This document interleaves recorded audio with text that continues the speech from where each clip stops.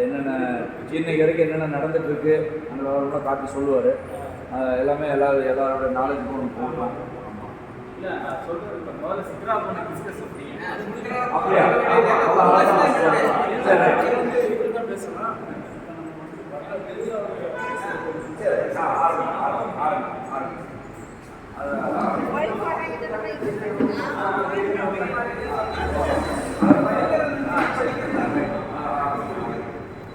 இப்போ